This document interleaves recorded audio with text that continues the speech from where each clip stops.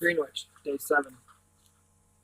The night was very still. Jane clutched her mug like a talisman of reality, then suddenly jumped so hard that she spilled half the cocoa on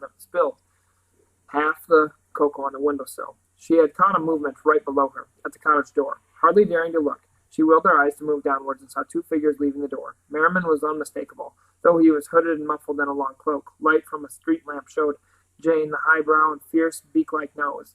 But it was a moment before she realized that the second figure, cloaked and hooded in the same way, was Will Stanton. She knew him only by a trick of his walk, which until then she would not have thought she could recognize. They walked out unhurried into the middle of the quay. Jane felt a frenzied urge to throw open the window and shriek a warning to bring them back from unknown perils, but she had known her strange great-uncle too long for that.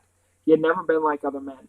He had always had unpredictable powers, seemed somehow larger than anyone they had ever known. He might even be causing these things. "He is of the light," said Jane aloud to herself, gravely hearing the true impossible seriousness of the words for the first time. Then she said thoughtfully, amending it a little, "They are of the light." She looked at the smaller, hooded figure, discovering in her mind a curious reluctance to believe that there was anything supernatural about Will. His cheerful round face with the blue-gray eyes and straight mouse-brown hair had seemed a subtly comforting image from the beginning of this adventure. There would be nothing very comforting about Will if he were like Merriman Lyon. And then she forgot Merriman, Will, and everything around her, for she caught sight of the lights. They were the lights of a ship out at sea, bright lights like stars moving a little as with the waves. They swayed and bobbed out there in the darkness, but they were far too close in. Though they were clearly the lights of a ship of some size, they were close to the rocks of Kamar Head, dreadfully, dangerously close. She heard voices crying faintly. One of them seemed to call, "Jack Harry's lights!" And forcing her gaze away from the sea, she saw that the harbor was suddenly filled with people, fishermen, women, boys, running and waving, pointing out at the sea. They crowded past and around the still figures of Merriman and Will as if neither of them was there. Then there seemed to Jane to be a strange blurring of the scene, a moment's vagueness. When her eyes cleared, everything was as it had been before, and though she thought that the crowd of the villagers seemed somehow different in clothes and appearance, she could not be certain. Before she could think further, horror seemed to take hold of the crowd. An eerie flickering light grew over the harbor, and suddenly boats set about with great flaming torches were pouring in past the harbor wall. Strange broad boats full of oarsmen, some bareheaded with flowing red hair, some wearing stubby helmets crested with a golden boar, and a jutting down into a fierce iron-nosed guard over the face. The boats reached shallow water. The oarsmen leapt from their oars, seized swords and blazing torches, and tumbled out, crowding, splashing, rushing ashore with blood-curdling yells that Jane could hear with dreadful clarity, even through the closed window. The villagers scattered, screaming, fleeing in all directions. Some few fought the invaders off with sticks and knives, but the red-headed men were intent on one thing only. They hewed and hacked with their swords, slicing at any they could catch with more fearsome brutality than Jane had ever believed possible in human beings. Blood ran bright over the quayside and steamed down into the sea, crowding out dark and murky in the waves. Jane stumbled to her feet, feeling sick, and turned away. When she forced herself back to the window, shivering, the screams and yells had died almost to nothing. The last fugitives and howling invaders were racing out along the furthest roads, and an ominous red glow was rising all over the village, all over the sky. Chewissac was burning. Flames licked round the houses on the hill across the harbor, and glared bright red in the windows. In a great whoosh of fire, the warehouse at the far side of the harbor burst into flames. Brick and stone seemed incomprehensibly to burn as fiercely as if they were wood.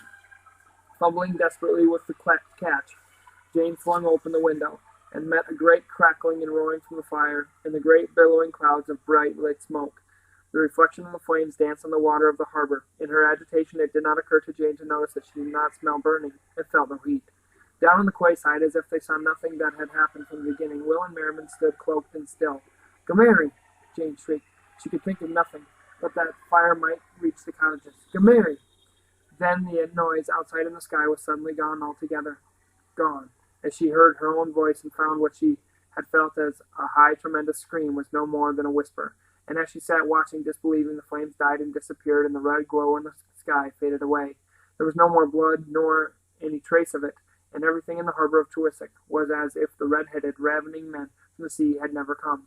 Somewhere a dog howled into the night. Cold, frightened, Jane clutched her dressing gown tighter around her. She longed to fetch Simon, yet she could not take her eyes from the window.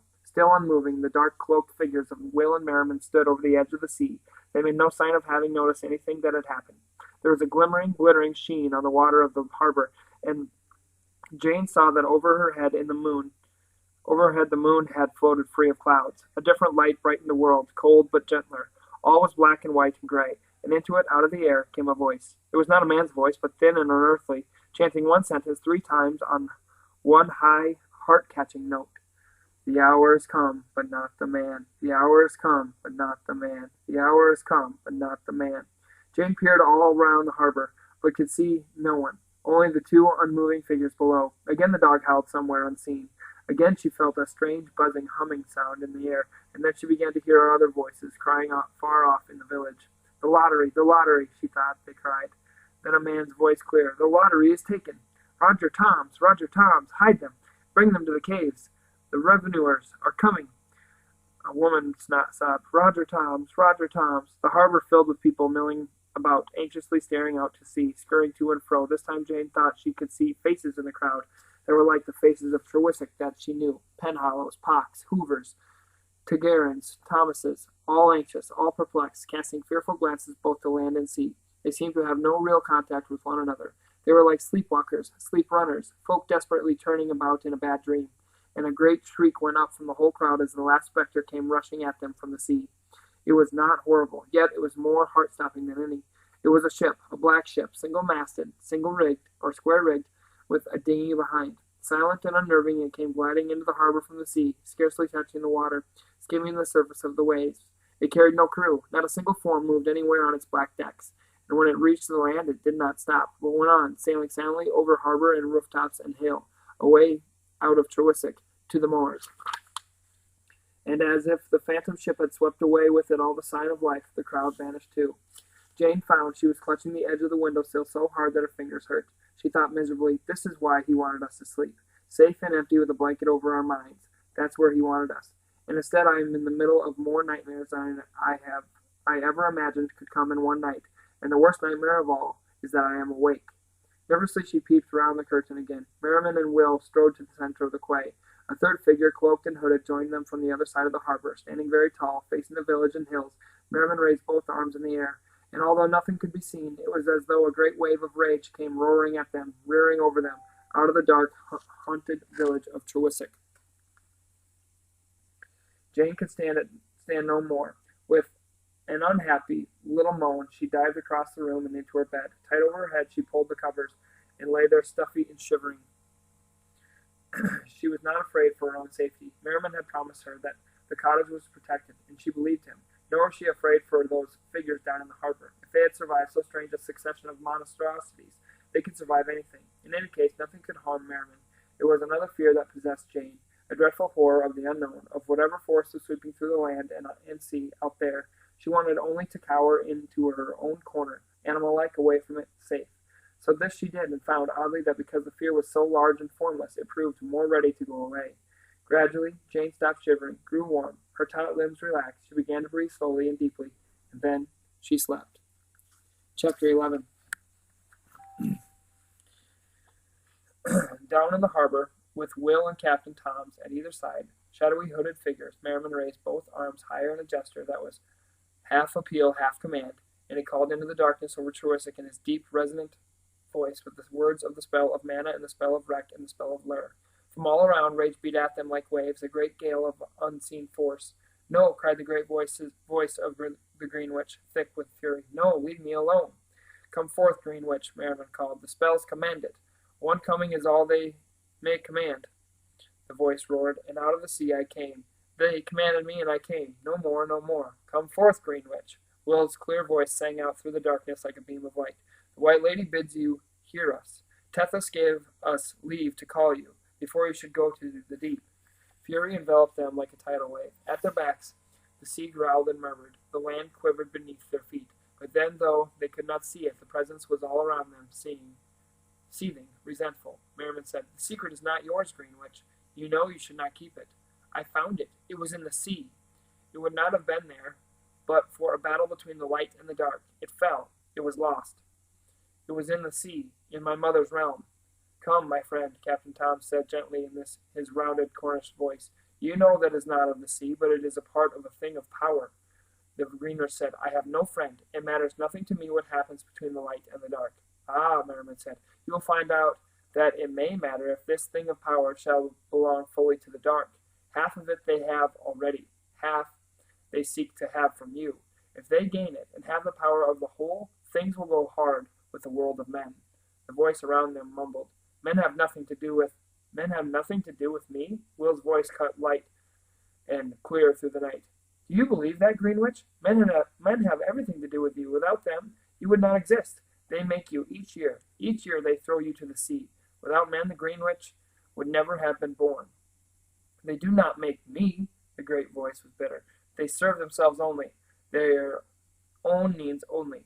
Though they may make me in the form of a creature, yet they are making no more than an offering, as once in the older days it might have been a slaughtered cock, or sheep, or man. I am an offering. Old ones, no more. If they thought I had life, they would kill me as they killed the cocks and the sheep and the men to make a sacrifice. Instead, they make me as an image out of branches and leaves. It is a game, a substitute. I am given real life only by the White Lady, life enough to take me down to the deeps. And this once, too, I have had a different life waken me, because I was drawn out to the earth, out of sea, by, the voice grew reflective, a note of cunning crept in, by the dark. Put that out of your mind, Merriman said at once. None is more self-serving than the dark. Tethys has told you that. Self-serving? The bitterness was back in an instant and far deeper. You are all self-servers, light, dark men. There's no place for the wild magic except its own. No care. No care. In spite of themselves, the three old ones swayed backwards as the force of fury rose again abruptly, and the rage of the Greenwich throbbed all around them like a great heart fiercely beating. Staggering, Merriman caught himself upright, sweeping his long cloak around him, the hood falling back to leave his wild white hair glistening in the lamplight. Has no one showed care for you, Greenwich? No one? No one. The huge voice rang through the village, round the hills, over the moors behind, like a distant thunder. It rumbled and re-echoed. No creature, none, not one. The fierceness died, the thunder grew less. For a long moment they were listening only to the wash of the uneasy sea against the cliffs out where the swells broke. Then the Greenwich said in a whisper, None except one. None except the child. The child? Will said involuntarily. A thin note of raw incredulity tipped his voice. For a moment he thought the Greenwich meant himself. Merriman said softly, ignoring him. The child who wished you well? She was up at the headland at the making, the Greenwich said, and they told her of the old saying, that whoever touches the Greenwich before it be put to cliff and makes a wish shall have that wish. So then she could have made any wish she chose. The voice grew warm for the first time. She could have wished for anything, old ones, even from the first lost part of your thing of power to come back to you. Yet, when she touched me, she looked at me as if I were human, and she said, I wish you could be happy. The soft thunder died away. The harbor was silent, bursting with memory that filled it. I wish you could be happy, Greenwich said softly. So Will began, but stopped as Merriman's hand touched his arm. The air around them was growing bright, light, mild. Truistic for this one night would catch every mood of the Greenwich like a burning glass. The echoing voice murmured softly to itself, and it seemed to Will that with every moment the earth and the sea in that place grew gentler. Into the dim-lit spring night, the cold voice said, The girl, too, is self-serving, just as the rest of them. There was a silence. Then out of the shadows, at the back of the quay, stepped the painter, the man of the dark. He stood in a pool of yellow lamplight facing them, a chunky black silhouette. Self-serving, he said to the air. Self-serving. Then turning to Merriman, he said, I have the mastery of it, not you. The spells that called it from the ocean were mine. The creature is mine to command, old one, not yours. Will felt a low rumbling around them, and saw the lights faintly quiver. Merriman said, This is not now a matter for command, but for gentleness. The spells that brought it out of the sea can accomplish no more now. The painter laughed scornfully. He swung round in half-circle arms outstretched. Greenwich, he shouted, I have come back for the secret. I give you one last chance before the wrath of the dark will descend. The rumbling sound rose into a huge snarl, like a roll of thunder, then died down again. Be careful, said Captain Tom softly. Be very careful. But the command in the voice of the man of the dark now was like ice. It was the cold absolute arrogance that through centuries past had brought men down to terror and groveling obedience. Greenwich, the man called into the light, give your secret to the dark. Obey. The dark has come again, and for the last time, Greenwich, the hour has come. Will clenched his fist so that the nails cut into his palms. Even as an old one could feel the force of such a command, bite into the mind. He watched without a breath, wondering. He did not know how such a challenge would touch the wild magic, a force neither of the light nor of the dark nor of the men. The air around them sang with the ferocity of the dark messenger's will, spinning their wits into uncertainty, and then gradually, suddenly, a change began. The force that was in the air faltered and changed imperceptibly back to the spell web that had possessed this small part of the earth since the Greenwitch had struck the painter down. The wild magic was resisting all challenge, invincible as the boar twith. Will took a great breath. He began to guess what was to come. Standing alone on the quay, the painter whirled around, staggering, groping into the air as if in search for something he could not see. Out of the darkness high above the village, a weird, clear voice called, as it had called before. The hour has come, but not the man. The hour has come, but not the man. The hour has come, but not the man. And into the silence, after the ringing words, a whispering began, a gradual murmuring of many voices, calling, whispering, Roger Toms, and shadows came flocking into the harbor from all sides, all the shades and spirits and hauntings of that one haunted night. The past folk of Chewisik from all the centuries that the little sea town had ever seen, focused into one black point of time. Roger Toms, they called softly at first, growing gradually louder. It was a calling and an accusing and a judgment, and it whispered relentlessly around the harbor and over the sea. Silently, unobtrusively, the three old ones drew their hoods over their heads and moved together to one side of the harbor, in the shade of the wall, to stand there unseen. Out in the center of the quay alone, the dark painter turned in a slow circle, incredulously seeing and hearing the past come falling upon him, making him into its long shame. With immense effort he raised his arms, pushing feebly at the air. But there was no pushing away the unreasoning rage that the wild magic had brought out of the village to make a scapegoat of this attacker. Roger Toms, the voice called angrily, stronger, more demanding. The painter shrieked into the night, I am not he. You mistake me. Roger Toms, came a triumphant shout. No, no. They were all around him, crying and calling, pointing as the villagers of the present had crowded and called and pushed about the Greenwitch as it was taken, newly made, to tumble headlong off from the cliff. And from out of the night, over the roofs of Chewisik, from the dark inland moors, came sailing again the phantom ship of Cornwall, single-masted, square-rigged, with a dinghy behind that had sailed up out of the midnight sea in the haunting. Silently it skimmed over the houses and roads and quayside, and this time it was not empty, but had a figure at the helm. The drowned man, dripping and intent, whom Jane had seen glide up out of the sea, stood high on the deck at the wheel, steering his black dead vessel, looking neither to left nor right. And with a glad shriek all the great crowd of shades rushed on to the ship, dragging with them the struggling painter. Roger Toms! No! The phantom sails filled again with a wind that no man alive could feel, and the ship sailed away out to sea, out into the night, and on Chewisik Quay the old ones were left alone. Jane slept deeply at first, but halfway through the night dreams began to edge into her sleep. She saw the painter painting. She saw again all the fearful things that she had seen from her window that night. She dreamed of Roger Toms and the fair traders with the ship called the Lottery, fleeing from the revenue men, and the shots ringing out between the two. And in her dreams the Lottery became the black phantom ship that had sailed unthinkably up out of the sea and away across the land.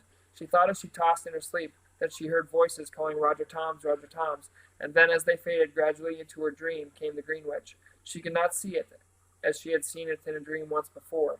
This time it was obscure, merely a voice lost in the shadows. It was unhappy. Poor thing, Jane thought. It's always unhappy. Jane said, Greenwitch, what are these horrible things? It is the wild magic, the Greenwitch said miserably into her dreaming mind. This is how it besets the minds of men, calling up all the terrors they had ever had, or their forefathers have ever had. All the old hauntings of Cornwall, which men there have always feared, that is what these have been.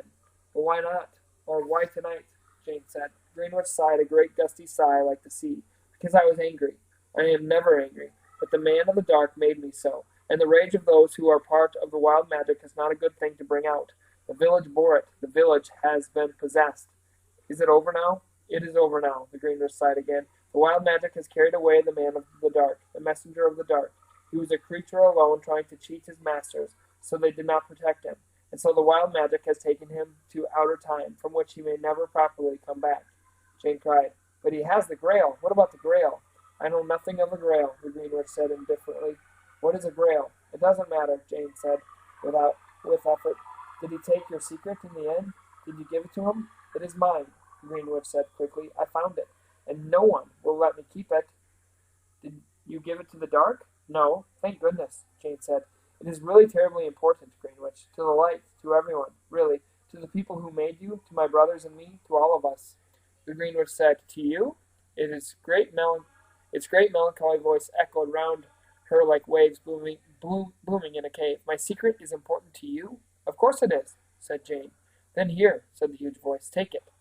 Jane never knew afterwards what she had been at that moment doing in her dream, standing or sitting or lying indoors or out, in day or night, under sea or over stone. She remembered only the great wave of astonished delight. Greenwich, you will give me your secret? Here, said the voice again, and there in Jane's hand was a small misshapen lead case that had fallen into the sea at the end of the adventure that had achieved the Grail, and that held inside it the only manuscript able to unravel for them the secret of the Grail. Take it, the Greenwich said. You made a wish that was for me, not for yourself. No one has ever done that. I give you my secret in return. Thank you, said Jane in a whisper. All around her was darkness. It was as though nothing existed in the whole world but herself, standing in the emptiness, and the great disembodied voice of this strange wild thing, a creature of the sea, made of branches and leaves from the earth. Thank you, Greenwich. I shall find you a better secret instead. A quick image came flashing into her mind. I shall put it in the same place where you found this one.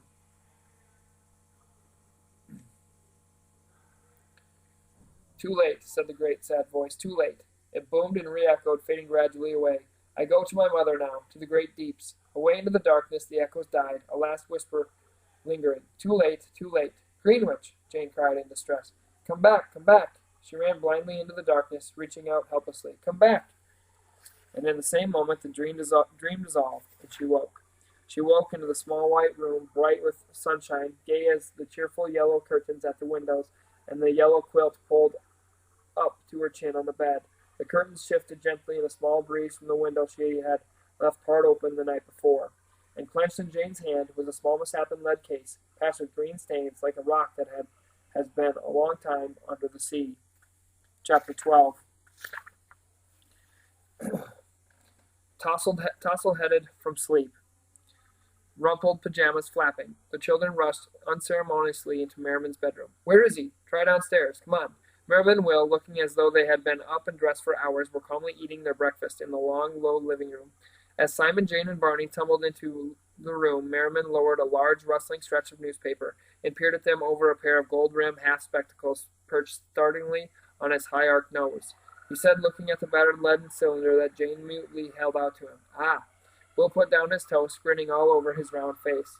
Well done, Jane, he said. Jane said, but I didn't do anything. It just appeared. You made a wish, said Will. She stared at him. Aren't we going to open it? Barney said impatiently. Come on, Mary. Well, Merriman said. He took the small lead case from Jane's hand and set it on the table, dark eyes glinting in his deep-lined face. Well, now. Jane was still staring, her gaze flickering between Will and her great-uncle. You knew I had it. You knew. We hoped, Merriman said gently. Simon put a finger on the case as if he were saying a prayer. It's been in the sea so long. Look at it. There's weed and stuff all over it. Won't the water have gotten in? That would be my fault from last summer. I opened it just once to see what was inside and then closed it again. Imagine if the manuscript's all ruined in there, if I didn't close it tightly enough. Stop it, said Jane. Merriman took up the case in his long, wiry fingers, and gently he tugged and turned the green-splashed gray metal until suddenly one end of it came away in his hand like a cap.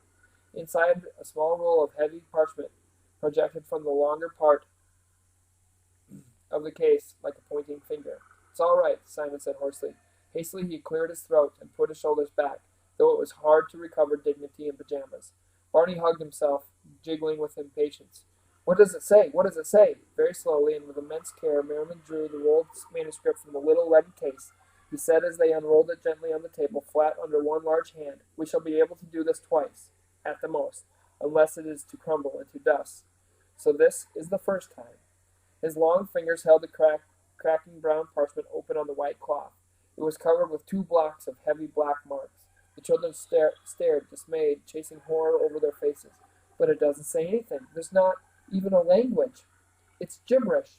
Jane said slowly, more cautious. What is the writing, Mary? Is there any kind of alphabet like that?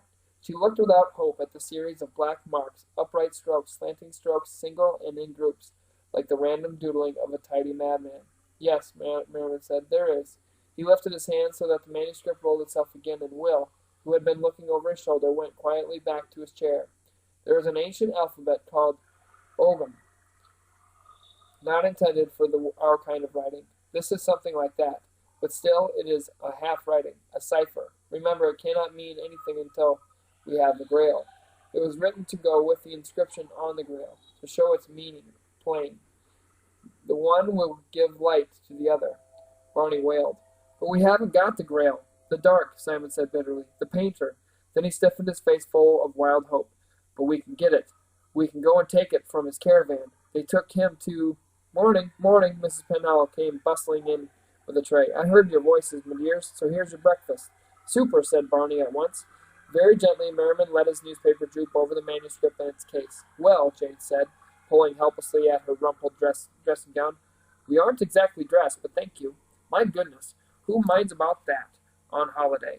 Now you just help yourselves and relax, and I'll use the time to do your rooms. Leaving the tray, she bounced out into the kitchen, then reappeared with broom and dusters. When she was safely creaking away up the stairs behind the cottage's connecting door, Simon let out a long breath and burst out again, taut and excited. They took him to hospital so we can go to the caravan. He won't be there.